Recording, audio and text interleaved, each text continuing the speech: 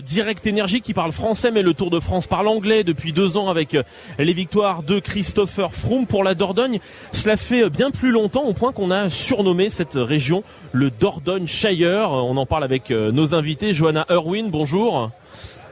Vous avez créé une société spécialisée dans le marketing et la communication ici, Vidéo Prod France. Vous n'avez pas le casque sur les oreilles. Je vous redis bonjour. Bonjour à vous. Bonjour. Et à vos côtés, Roger Haig, bonjour. Bonjour. Vous êtes le responsable de l'antenne Nouvelle-Aquitaine pour la Chambre de commerce et d'industrie franco-britannique puisqu'elle existe. Combien, Roger Haig, de citoyens britanniques ici en Dordogne? Alors il y a beaucoup de chiffres qui gravitent, mais on est entre 8 et 10 000 Britanniques uniquement pour la Dordogne. Hein. On n'est pas en Nouvelle-Aquitaine, hein. On est uniquement en Dordogne-Périgord. Et si on élargit aux régions voisines Aux régions voisines, on dépasse les 30 000. Dépasse les 30 000 ici. Donc, dans le sud-ouest. Hein.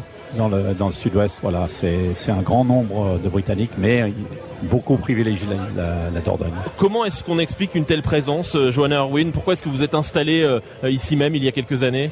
Oui, c'était mes parents qui ont déménagé ici il y a 35 ans. Et donc j'ai passé beaucoup de mes vacances ici. Et puis il y a 15 ans j'ai acheté une maison. Et il y a 9 ans j'ai déménagé ici et j'ai commencé mon propre entreprise.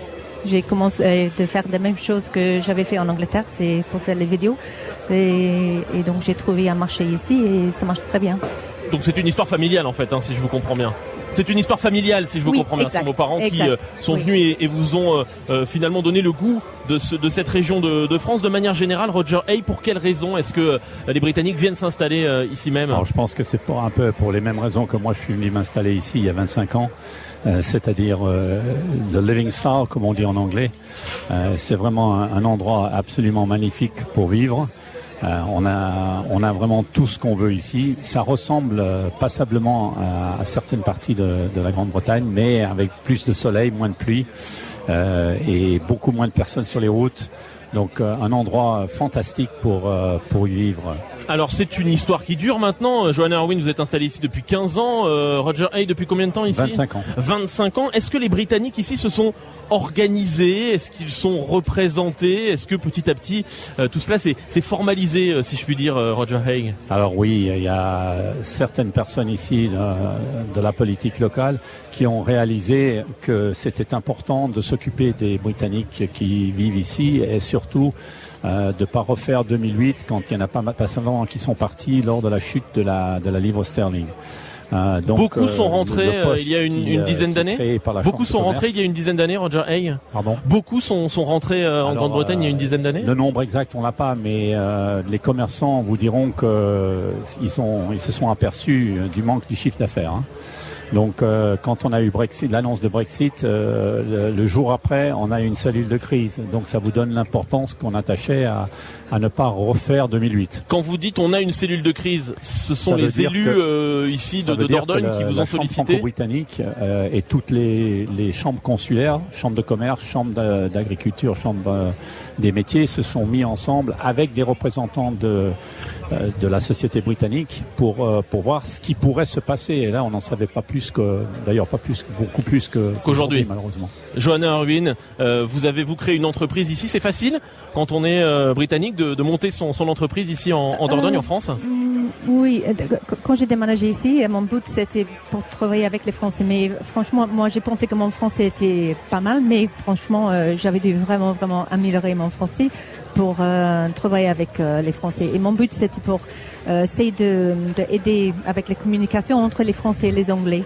Donc les Français qui veulent attirer les Anglais avec leur entreprise, leurs produits, leurs services, et aussi avec les Anglais qui veulent attirer les Français. Donc d'abord, j'avais des idées qui n'étaient pas... j'ai appris beaucoup de choses au commencement, mais aussi je travaille avec le Franco-British Chambre de commerce et c'est bien pour les gens qui veulent installer, qui veulent commencer à faire une entreprise, travailler pour eux-mêmes. C'est une bonne idée de les contacter parce qu'ils ont beaucoup de contacts. Vous faites venir, Roger Haig, vous allez draguer des entrepreneurs potentiels en Grande-Bretagne pour qu'ils viennent s'installer ici? On fait par exemple chaque année un grand show à Londres qui est le French Show. Nous sommes représentés au French Show chaque année depuis au moins 3 ans Et là, on drague pour Dordogne-Périgord. En effet, c'est quand même un stand de 56 mètres carrés, donc c'est pas un petit stand. Et on est représentatif sur ce French Show. Au mois de janvier 2018, on y sera de nouveau. Voilà, donc le Tour de France parle un peu anglais ce matin à Aimé dans le sud de la Dordogne. On va se retrouver dans 2 minutes, Marie Bernardo, pour la suite des informés du Tour. À tout de suite. À tout de suite, Jérôme Cadet en direct, donc d'Aimé en Dordogne. Cet été, restez connectés à France Info. Toute l'actualité, des alertes, des vidéos avec l'application mobile France Info.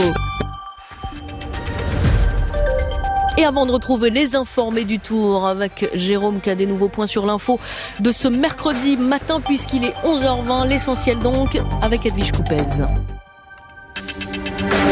850 millions d'euros d'économies sur le budget de la défense. Le Premier ministre a prévenu, tous les ministères sont concernés. Éric Ciotti dénonce sur France Info une erreur et même une faute alors que la menace terroriste est maximale. Le député Les Républicains des Alpes-Maritimes estime que cette décision affaiblit la protection des Français. Le Sénat doit prendre ses responsabilités. Le président de la commission des lois veut demander une seconde délibération sur l'interdiction des emplois familiaux pour les parlementaires. La nuit dernière, les sénateurs ont voté contre cette mesure phare du projet de loi moralisation de la vie publique, conséquence de l'affaire Fillon. Le juge Lambert a été un bouc émissaire. Le greffier du juge ce matin sur France Bleu Sud-Lorraine. Réaction après la mort du magistrat, le premier à avoir instruit l'affaire Grégory en 84, très critiqué à l'époque pour sa conduite de l'enquête. Il a été retrouvé mort chez lui hier au Mans. La piste du suicide envisagée. Grève des pilotes de Hop, la filiale court et moyen courrier d'Air France à partir de demain et pour 6 jours. Conséquence de l'échec des négociations, les syndicats dénoncent des problèmes de sous-effectifs. La direction pense pouvoir assurer plus de 80% des vols. Risque d'incendie élevé dans le Vaucluse. La préfecture interdit à partir de midi l'accès au grand massif forestier. Plus de balades jusqu'à nouvel ordre dans le Luberon, les monts du Vaucluse et les collines de Basse-Durance. France Info. Les informés du Tour, toujours en direct d'Aimé en Dordogne. On vous y retrouve, Jérôme Cadet.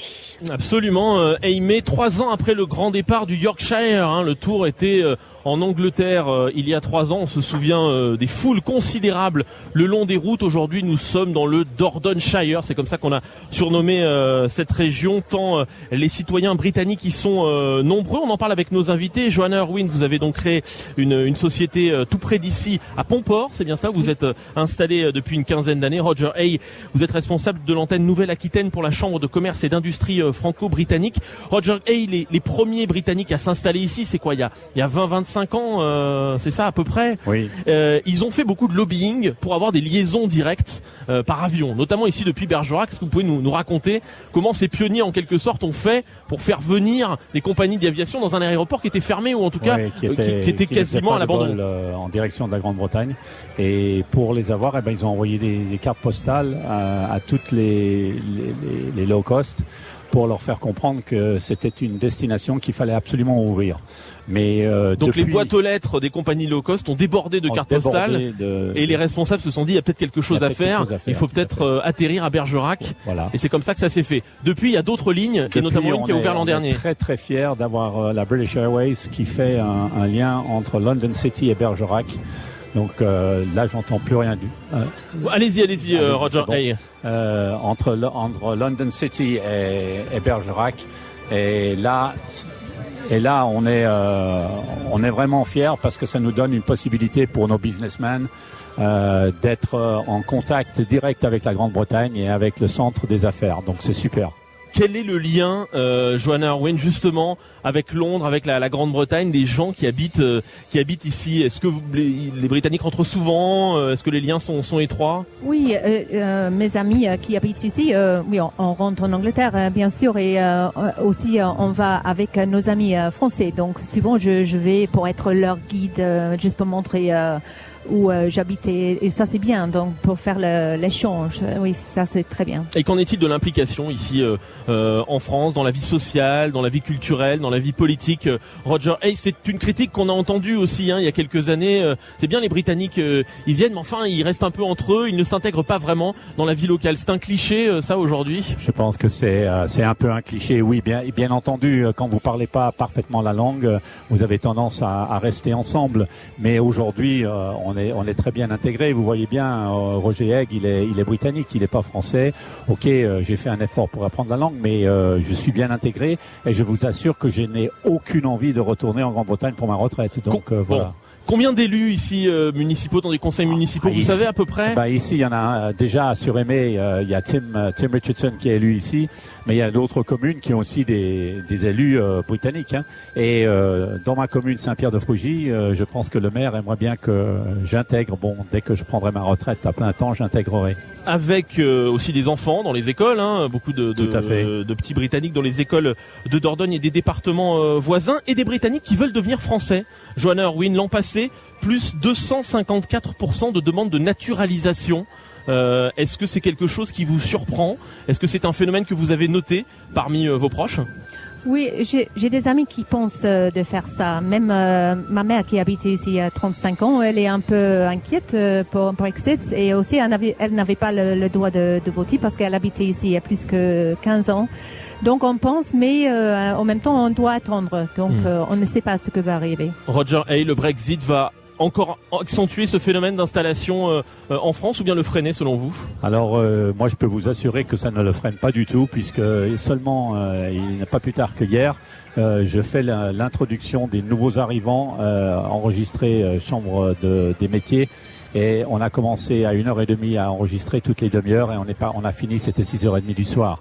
Donc le nombre. Donc il vous a fallu 5 heures pour enregistrer tous les nouveaux entrepreneurs britanniques. Et ça c'est une fois par mois, donc il n'y a pas de baisse. Donc le flot ne se tarit pas. Merci à tous les deux. Roger Hay, responsable de l'antenne Nouvelle-Aquitaine pour la Chambre de commerce et d'industrie franco-britannique. Joanna Irwin, entrepreneuse ici, chef d'entreprise tout près d'ici à Pontport.